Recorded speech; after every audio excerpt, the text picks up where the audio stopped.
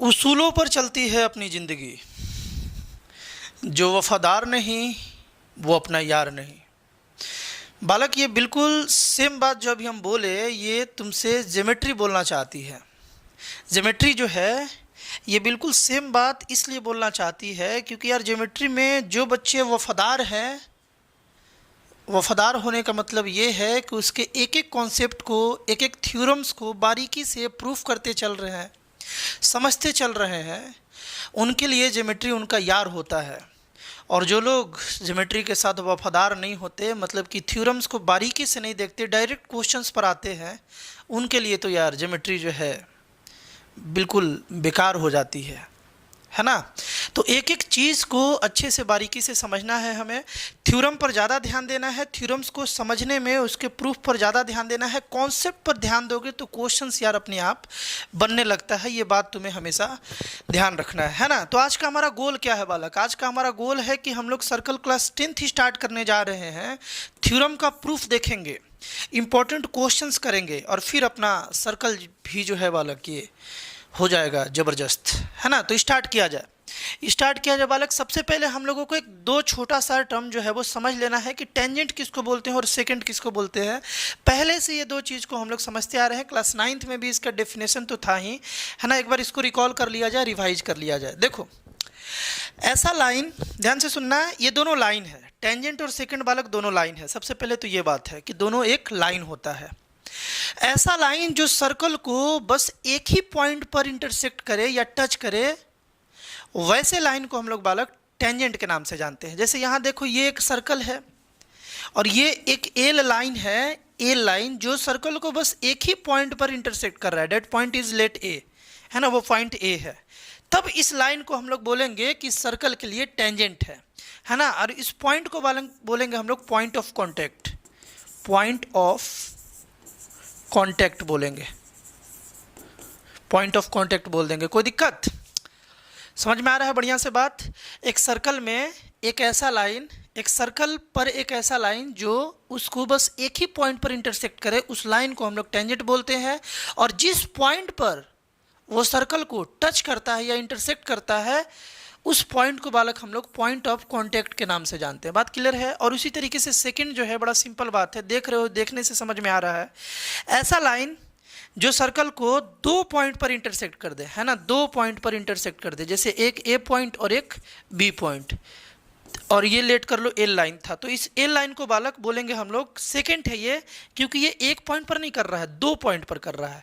क्या है definition? A line which intersect a circle in two distinct point, मतलब दो अलग अलग पॉइंट पर, is called second of the circle. ध्यान रहेगा, बिल्कुल सिंपल सा ये फॉर्मूला था, सॉरी डेफिनेशन था बालक, है ना। तो ये तुम्हें ध्यान होना चाहिए। थ्योरम पर आ जाते हैं डायरेक्ट, मस्त थ्योरम। ओलंपियाड लेवल के क्वेश्चंस में भी इस थ्योरम का काफ़ी ज़रूरत है ना। बस दो ही थ्योरम तुमको जानना है, बढ़िया से ध्यान से सुनोगे। थ्योरम में यह है कि a tangent to a circle is perpendicular to the radius. एक टेंजेंट जो होता है सर्कल पर, है ना, वो परपेंडिकुलर होता है रेडियस पर through the point of contact. हम क्या बोले कि देखो, ये एक, इस फिगर में लेट कर लिया जाए, एल एक टेंजेंट है और ये वाला जो पॉइंट है ना, let this point be P, इस पी पॉइंट को ना, ये पॉइंट ऑफ कांटेक्ट है बालक, ये जो है ना पॉइंट ऑफ कांटेक्ट। अभी अभी समझाए थे पॉइंट ऑफ कांटेक्ट क्या होता है ना। तो ये पॉइंट ऑफ कांटेक्ट है ना। इसको हम लोग क्यू मान लिया जाए, इसको क्यू मान लिया जाए।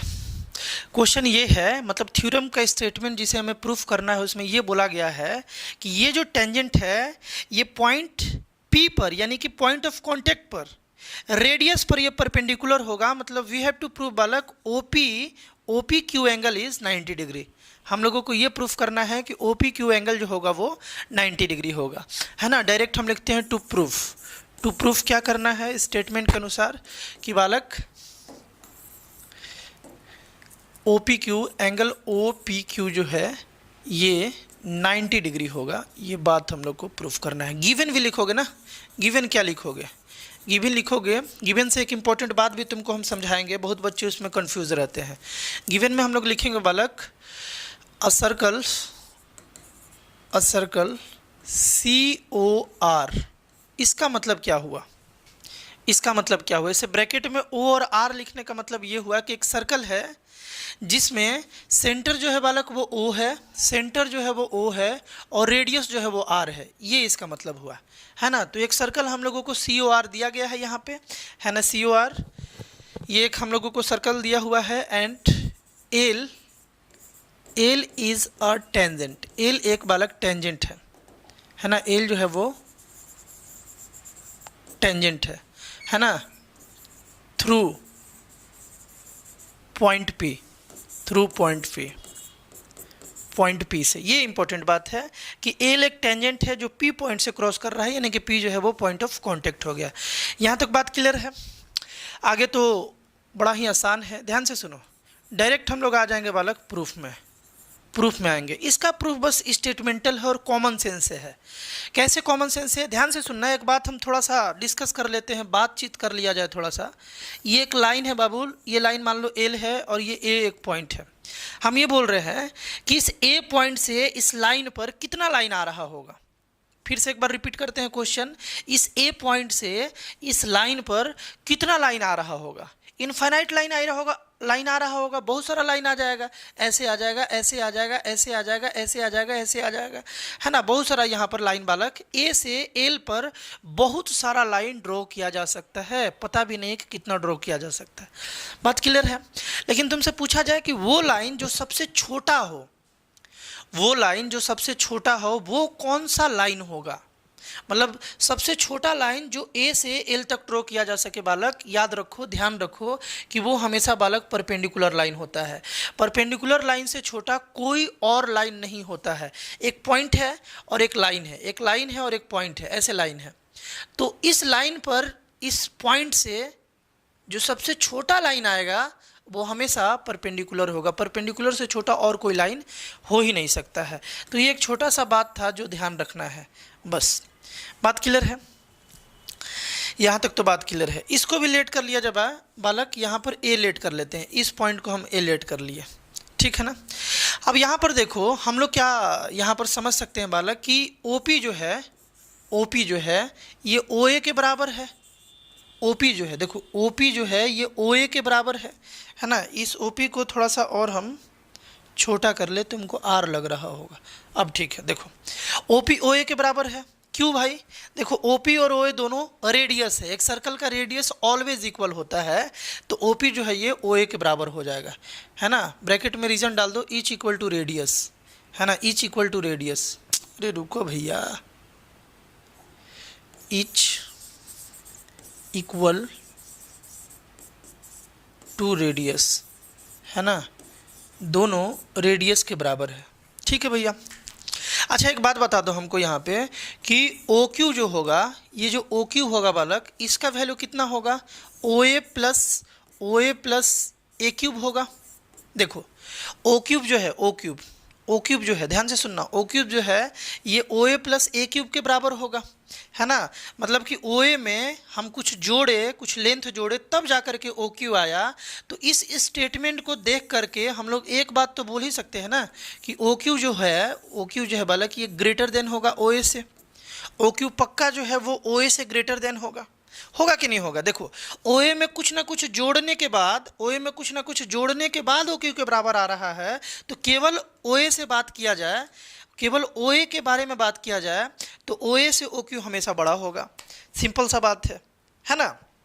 अब एक बात बता दो कि ओ ए और ओ पी इक्वल है, ओ ए और ओ पी इक्वल है, तो इस ओ ए को ओ पी से रिप्लेस कर दे तो ओ क्यू जो होगा बालक वो ओ पी से भी बड़ा हो जाएगा। इसी को थोड़ा सीधा करके लिखा जाए तो ओ पी जो है बालक वो छोटा है ओ क्यू से, एक ही बात है ना। ओ पी जो है वो क्या है, ओ क्यू से छोटा है, यानी ओ क्यू बड़ा है ओ पी से, है ना। यहाँ तक तो बात क्लियर है।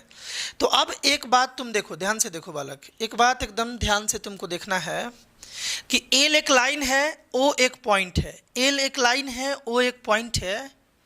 इस पॉइंट से जो सबसे छोटा लाइन लग रहा है जो आएगा यहाँ पर, कहाँ पर आएगा, इस लाइन पर एल पर जो आएगा वो बालक हमेशा ओपी ही होगा, इससे छोटा लाइन नहीं हो सकता है। बस यही हमको प्रूफ करना था, है ना, मतलब कि ओ पॉइंट से एल लाइन पर जो सबसे छोटा लाइन होगा वो हमेशा ओपी होगा।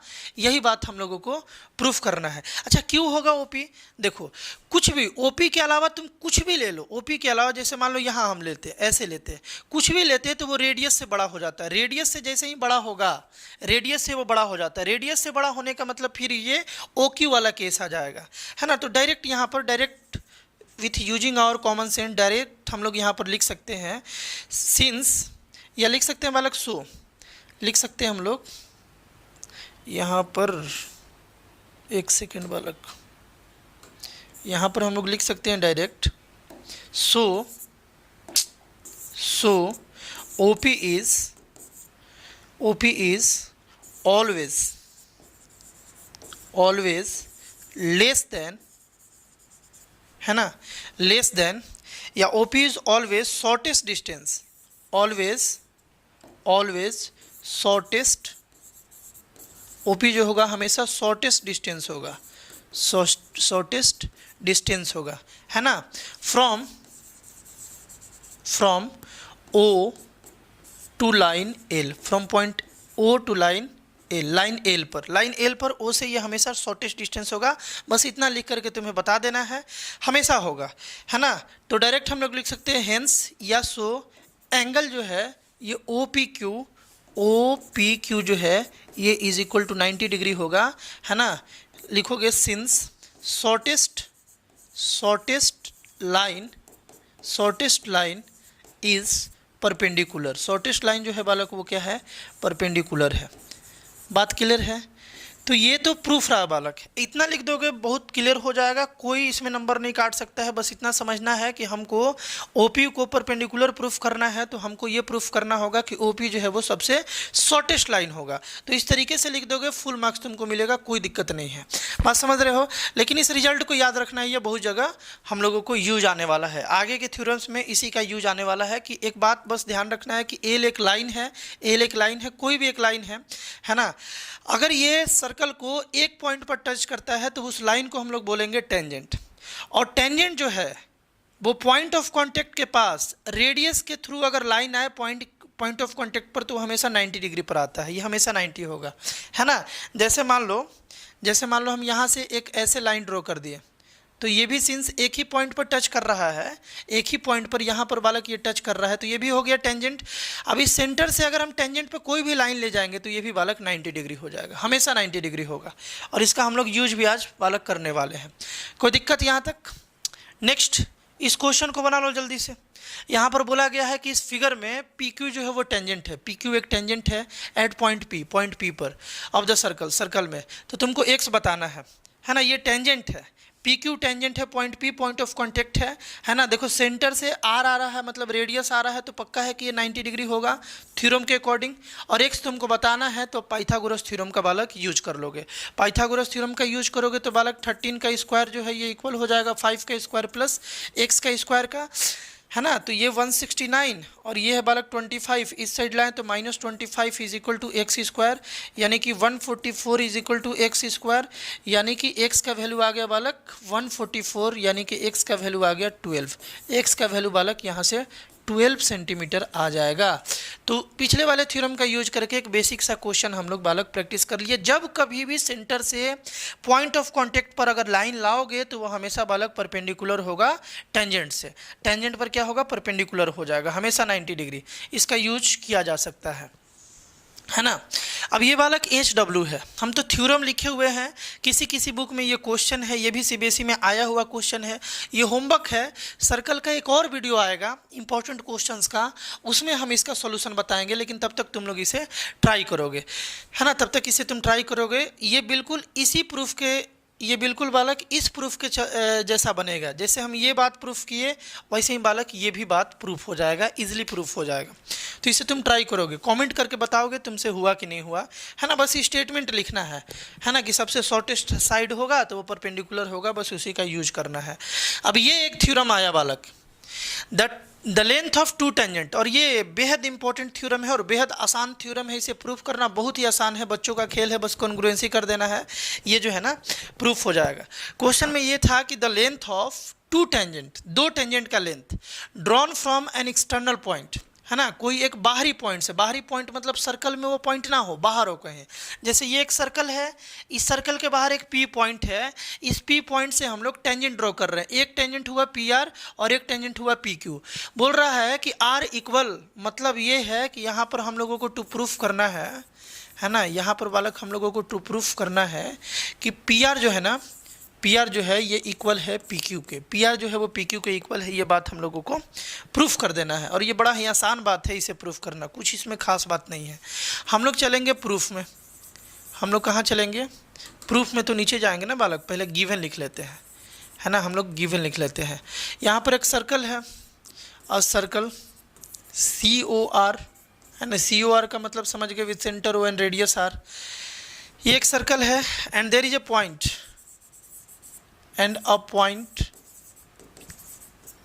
point P outside the circle, outside the circle। बस इतना गिवन लिख लो, एनफ है, ये बात लिख लिए। क्या प्रूफ करना है कि पी आर जो है वो पी क्यू के, पी आर जो है वो पी क्यू के इक्वल है ना, पी आर जो है ये वाला जो लेंथ है बालक पी क्यू के इक्वल है, ये बात प्रूफ करना है।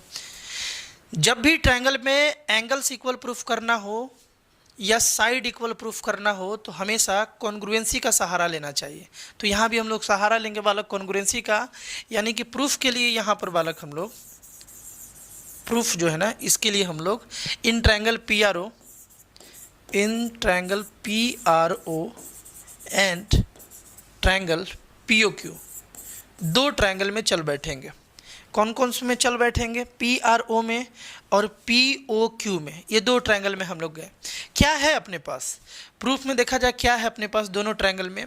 एक बात ये है बालक, देखो एक बात ये है कि एंगल जो है ओ आर क्यू, मतलब कि ये वाला एंगल ये इक्वल है ओ क्यू पी के, ओ क्यू पी के। काहे इक्वल है भैया, ईच इक्वल टू 90 डिग्री। ये 90 डिग्री कैसे हो गया, अरे अभी अभी तो थ्योरम पढ़े थे, अभी थ्योरम पढ़े थे कि ये बालक देखो ये एक टेंजेंट आ रहा है, सर्कल को आर पॉइंट पर टच कर रहा है, तो जिस पॉइंट पर टच करे उसे पॉइंट ऑफ कांटेक्ट बोलेंगे। और सेंटर से पॉइंट ऑफ कांटेक्ट पर जो भी लाइन जाता है ऑलवेज 90 डिग्री बनाता है, ऑलवेज, यानी कि ओ आर क्यू जो है ये 90 डिग्री होगा, ओ क्यू पी जो है ये भी बालक 90 डिग्री होगा, इज इक्वल टू 90 डिग्री। यहाँ तक बात क्लियर है। अच्छा ये देखो ओ पी जो है, O P is equal to O P, common है दोनों में बालक, क्या है, कॉमन है, दोनों ट्रायंगल में है। इस ट्रायंगल में भी OP है और इस ट्रायंगल में भी OP है। और OP क्या है भैया, देखो 90 के सामने वाला साइड है, यानी हाइपोटेनस 90 डिग्री के सामने वाला, दोनों ट्रायंगल में, यानी कि ट्रायंगल PRO में और POQ में, PRO में और POQ में दोनों में 90 के सामने वाला साइड है OP, मतलब दोनों ट्रायंगल के लिए ये हाइपोटेनस है। 90 डिग्री के सामने वाला हमेशा हाइपोटेनस होता है किसी भी राइट एंगल ट्रायंगल में। तो भैया OP is equal to OP common है ना, OP तो भाई OP होता है। अच्छा OR इज इक्वल टू, देखो OR is equal to OQ, अभी का है इक्वल है भैया, OR जो है ये OQ को इक्वल कैसे आ गया, कैसे, क्योंकि दोनों रेडियस है, एक सर्कल का रेडियस दोनों, देखो OR भी रेडियस है और OQ भी रेडियस है ना, सिंस बोथ आर रेडियस, दोनों क्या है बालक, रेडियस है। रीजन हम लोग डाल दिए। तो भैया देखो एक राइट एंगल मिल गया, हाइपोटेनस मिल गया और दूसरा एक साइड मिल गया, यानी RHS से ये दोनों ट्रायंगल कॉन्ग्रुएंट हो गया। लिखोगे सो ट्रायंगल OPR या PRQ जो भी लिख लो, पहला अपने मन से लिख लो, PRO लिख लिया, PRO ये वाला कॉन्ग्रुएंट हो जाएगा ट्रायंगल। दूसरा थोड़ा सा सोच समझ के, है ना, दूसरा सोच समझ के देखो, R जो एंगल है और Q जो एंगल है, R एंगल और Q एंगल ये दोनों इक्वल है, तो R का पोजीशन बीच में, तो बालक Q का भी पोजीशन बीच में हो जाना चाहिए, है ना। और यहाँ पर बालक हम लोग PQO लिख सकते हैं, क्या PQO, देखो तो OR जो है ये इक्वल था OQ के, OR जो है इक्वल था बालक OQ के, लास्ट में आ गया दोनों, है ना। PO इक्वल था PO के, ये भी लास्ट में आ गया, चलो ठीक है। यहाँ तक बात क्लियर है, बालक। और बाई क्या, बाई RHS, ये दोनों कॉन्ग्रुएंट तो है, लेकिन कैसे, RHS से दोनों कॉन्ग्रुएंट है। बात क्लियर है कि नहीं है, बात क्लियर होना भी चाहिए, है ना। तो बाई RHS ये दोनों बालक ट्रायंगल कॉन्ग्रुएंट है। अगर ये RHS से दोनों ट्रायंगल कॉन्ग्रुएंट है तो हम लोगों को क्या प्रूफ करना था, PR is equal to PQ।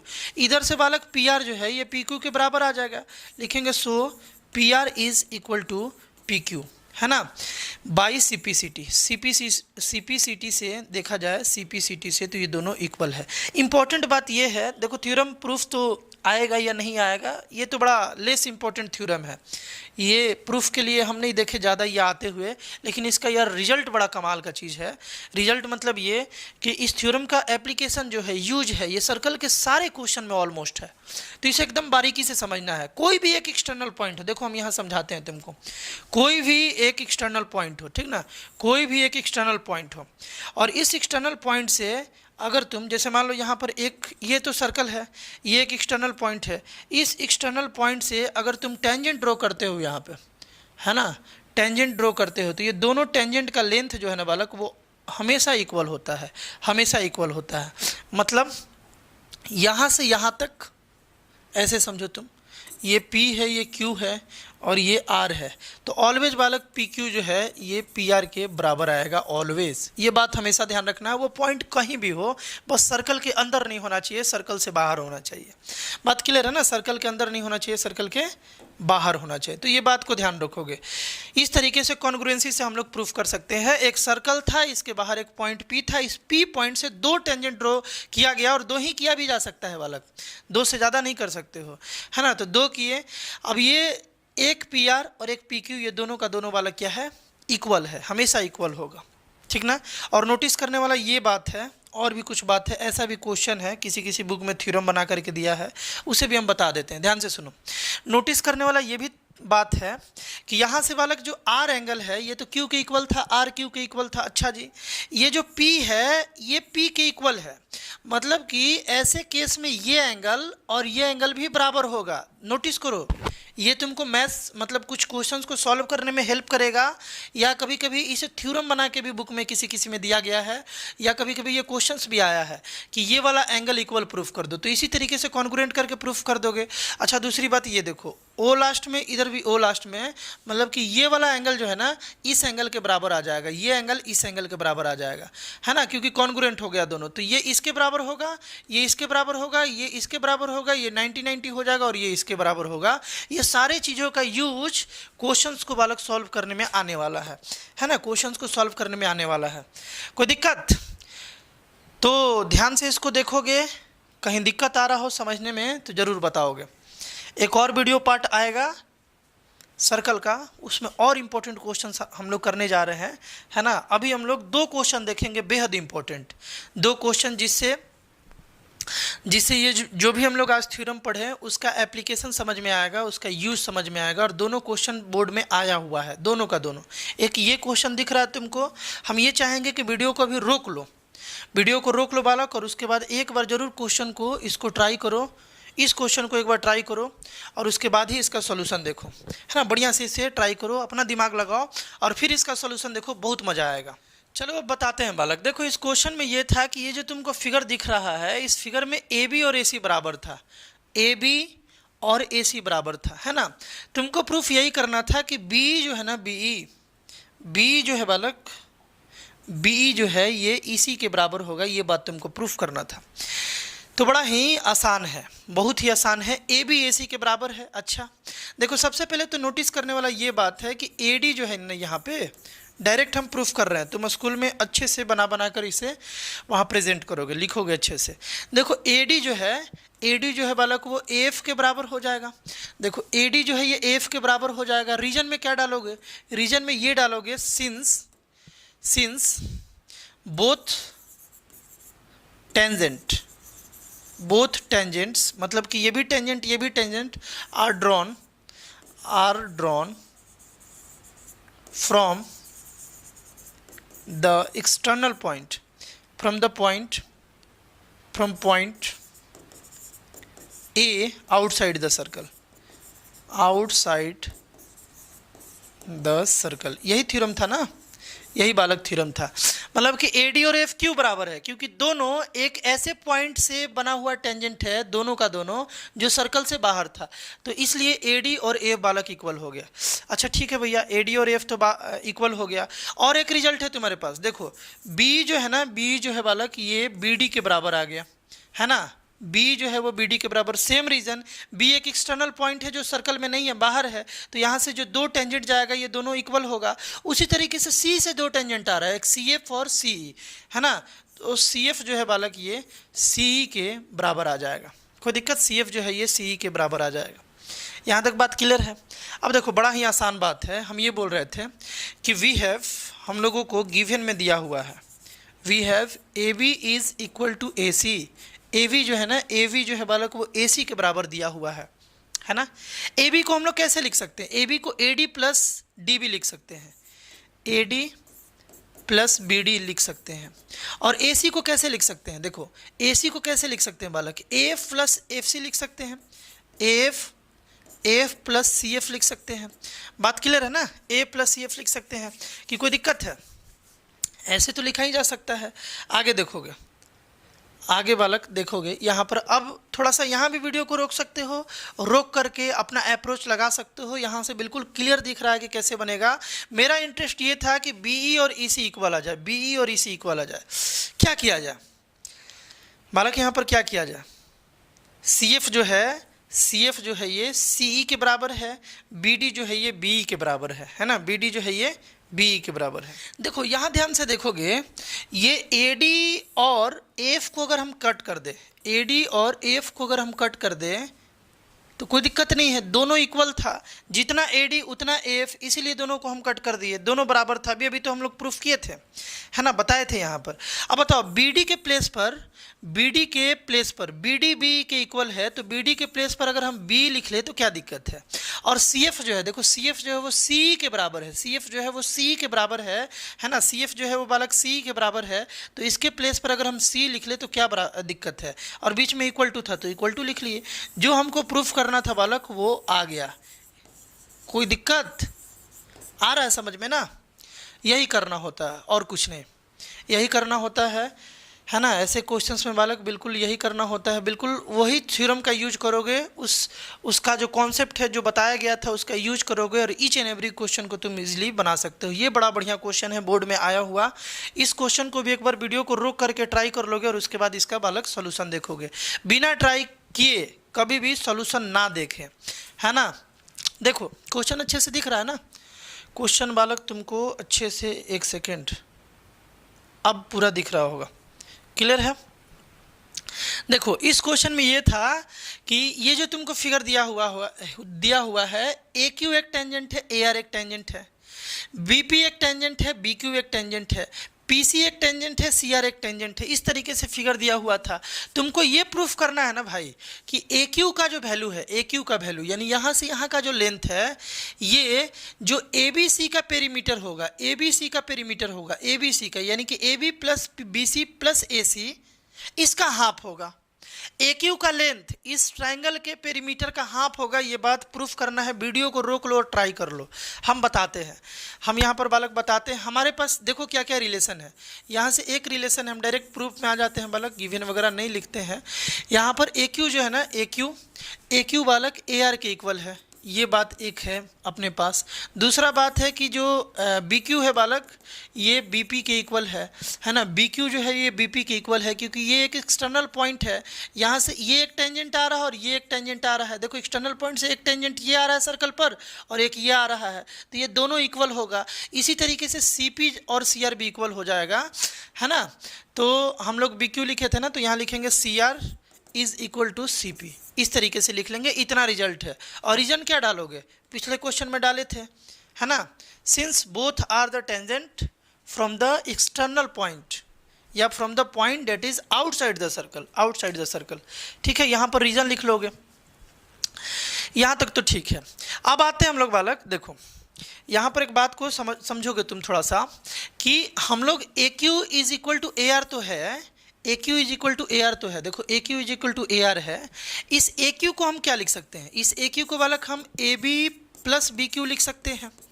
A Q को A B plus B Q लिख दिए, और इधर से ए आर को बालक हम लोग ए सी प्लस सी आर लिख दिए। अच्छा ऐसा क्यों लिखे, देखो हमको पेरीमीटर में जाना है ना, तो पेरीमीटर में हम लोगों को ए बी, बी सी और ए सी से मतलब है।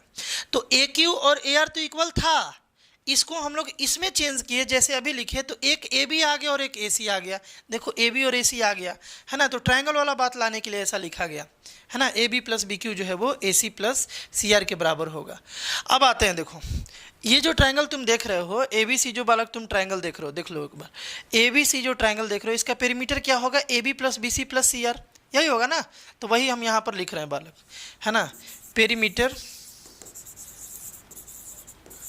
Of triangle A B C is equal to A B plus B C plus C R, sorry A B plus B C plus C A हो जाएगा, है ना। ये तीनों साइड मिलेगा तो इसका हम लोग पेरीमीटर लिख सकते हैं। कोई दिक्कत है बालक? अब एक बात बता, तो बी सी को हम लोग क्या लिख सकते हैं? देखो बी सी को हम लोग क्या लिख सकते हैं? बी सी को हम लोग B P plus P C लिख सकते हैं क्या? B P plus P C, B C को B P plus P C लिख सकते हैं। यही यहाँ लिख लिया जाए और कुछ नहीं है, यही यहाँ लिख लिया जाए। यानी perimeter of triangle A B C is equal to A B plus B C को लिख लिया जाए क्या बालक? B P plus P C, B P plus P C plus C A या ए सी, है ना। इसको हम लोग ए सी भी लिख सकते हैं। यहाँ तक तो ठीक है। अब देखो यहाँ पर था A B plus B Q था, A B plus B Q, और बी क्यू का वैल्यू हम लोग जानते हैं बालक। देखो बी क्यू का वैल्यू हम लोग जानते हैं बी पी के बराबर होता है ना। बी क्यू का वैल्यू जो है वो बी पी के बराबर है, यहाँ प्रूफ किया गया है बी क्यू का वैल्यू बी पी के बराबर है। तो यहाँ पर इसको थोड़ा सा नीचे शिफ्ट कर लेते हैं, रुक जाओ, इसको बालक हम थोड़ा सा नीचे शिफ्ट कर लेते हैं। और यहाँ पर अगर हम लिख दें, यहाँ पर बाबू हम लिख दें A B plus B Q के प्लेस पर, बी क्यू के प्लेस पर बी पी लिखते हैं, और यहाँ पर ए सी जो है और प्लस सी आर था। देखो ए सी प्लस सी आर था, सी आर, तो सी आर के जगह पर अगर हम सी पी लिख दें, सी आर के जगह पर अगर हम सी पी लिख दें तो कोई दिक्कत है? लिख सकते हैं ना ऐसा, ए सी प्लस सी पी हो गया, क्योंकि सी आर और सी पी इक्वल था, सी पी और सी आर बालक इक्वल था। अब यहाँ पर देखो, अब यहाँ पर देखो A B plus B P, A B plus B P, और यहाँ पर क्या आ गया बालक? ए सी प्लस सी पी, है ना। सी पी या पी सी एक ही बात है, ए सी प्लस सी पी एक ही बात है। तो यार ये दोनों इक्वल है। देखो जितना वैल्यू इसका है उतना ही वैल्यू इसका है, ध्यान से देखोगे, जितना वैल्यू इसका उतना ही वैल्यू इसका। तो हमको मतलब किससे है बालक? देखो हमको मतलब है यहाँ पर ए क्यू से, हमको मतलब है ए क्यू से, मतलब है ए क्यू वाला साइड को हम रखेंगे, बाकी को एलिमिनेट कर देंगे। बाकी को एलिमिनेट करने का मतलब ये हुआ कि देखो ये तो ठीक है भाई, पेरीमीटर है। यहाँ पर A B plus B P को हम लोग A B plus B P तो ठीक ही रखेंगे ही, इसको हम लोग A B plus B P लिख सकते हैं क्या? देखो ए सी प्लस सी पी जो है, ए सी प्लस सी पी, ये A B plus B P के बराबर है, तो इसके प्लेस पर अगर ये लिख दे तो क्या दिक्कत है? एक ही बात है। तो ये जहाँ भी है उसके जगह पर ये लिख देते हैं, यानी कि क्या आ जाएगा? A B plus B P. Clear है बात? यहाँ पर देखो ये दो बार आ रहा है, एक ही चीज़ बालक दो बार आ रहा है, तो हम लिख लेंगे दो, यानी कि A B plus B P, A B plus B P. अब तुम हमको बता दो A B plus B P क्या है? A B plus B P जो है, A B plus B P, ध्यान से देखो, A B plus B P क्या है? इस बी पी को रिमूव करके हम लोग बी क्यू लिख सकते हैं, बी पी को रिमूव करके बी क्यू लिख सकते हैं, और A B plus B Q जो है बालक वो ए क्यू हो जाएगा। यही बस यहाँ पर करना था, है ना, यही बस यहाँ पर करना था। यहाँ पर ए बी प्लस हम लोग बी पी की जगह पर क्या लिख लेंगे? बी क्यू लिख लेंगे। अरे भैया अभी अभी दिखाएं तुमको कि बी पी जो है वो बी क्यू के बराबर है, तो यही कर लिया जाए। और इसके बाद हम लोग पेरीमीटर ऑफ जो ट्रायंगल है, perimeter of triangle A B C, ये आ गया बालक ए क्यू के बराबर आ गया, ए क्यू के बराबर आ गया, क्योंकि A B plus B Q, देखो A B plus B Q जो है, A B plus B Q जो है वो बालक ए क्यू होता है। तो इसीलिए हम लोग यहाँ पर क्या करेंगे? 2 इंटू ए क्यू ले लिए। अब बताओ इस 2 को इधर भेजें, ये क्या था? Perimeter of triangle A B C था, है ना। Perimeter of triangle A B C यहाँ की बार लिख लेते हैं, है ना। यहाँ लिखते हैं बालक perimeter of triangle A B C. इस 2 को जो इधर मल्टीप्लाई में है इस साइड लाएंगे तो किस में आएगा? डिवाइड में, डिवाइड में आ गया, is equal to A Q. तो बालक जो हमें प्रूफ करना था वो बात यहाँ से आ गया कि ए क्यू का जो वैल्यू होगा, ए क्यू का जो वैल्यू होगा बालक, वो ए बी सी जो ट्रायंगल है उसके पेरीमीटर को जब हम लोग हाफ करेंगे तो ए क्यू का वैल्यू आ जाएगा। और यही बात यहाँ पर हमें प्रूफ करना था कि A Q is equal to 1/2 into perimeter of triangle A B C. मतलब ट्रायंगल ए बी सी का जब हम लोग हाफ करेंगे, 1/2 से मल्टीप्लीकेशन का मतलब बालक हाफ करेंगे तो ए क्यू के बराबर आ जाएगा। बात क्लियर है? तो इस क्वेश्चन को बालक अच्छे से देखोगे बड़ा ही बढ़िया क्वेश्चन है, बोर्ड में आया हुआ। तुम देखो कि कैसे कैसे टीचर के हमेशा थॉट प्रोसेस को समझने का कोशिश करना चाहिए कि टीचर कैसे सोचा, कैसे उसको सॉल्व किया, क्या दिमाग लगाया होगा, है ना, क्यों उसके दिमाग में ऐसा ही आइडिया आया, क्यों ये स्टेप यहाँ किया गया तो क्यों किया गया। एक एक बात को जब तुम समझोगे, हम तो कोशिश किए हैं कि एक एक बात को बताया जाए, लेकिन एक एक बात को अगर समझोगे तो फिर यार कहीं दिक्कत नहीं होगा और तुम्हारा जो अप्रोच है वो डेवलप होते जाएगा मैथ के प्रति। इसका एक और वीडियो आएगा जिसमें हम लोग जो ये एक हम क्वेश्चन या इसे तुम थ्योरम बोल लो, तुम्हें ट्राई करने के लिए दिए हैं, ये हम बताएंगे। स्टेटमेंटल प्रूफ है, SW है, इसे करके बताना हुआ कि नहीं हुआ इसे बताएंगे। और बालक हम लोग कुछ इंपॉर्टेंट क्वेश्चन करेंगे। आज हम लोग बस 2 ही इंपॉर्टेंट क्वेश्चन किए, है ना। एक ये वाला क्वेश्चन, ये भी बोर्ड में आया हुआ था, ईजी था ये, और एक ये वाला क्वेश्चन आज हम लोग किए, है ना, जो कि बहुत ही मतलब इसे तो ज़्यादा इजी नहीं बोला जाएगा लेकिन फिर भी इजी था। और ये क्वेश्चन इंपॉर्टेंट था, बोर्ड में 2-3 बार ये आया हुआ है ना। RD शर्मा बुक देखोगे तो उसमें लिखा भी हुआ है कि ये क्वेश्चन 3 बार आया हुआ है। कोई दिक्कत बालक? तो मिलते हैं बालक हम लोग नेक्स्ट वीडियो में, बाय।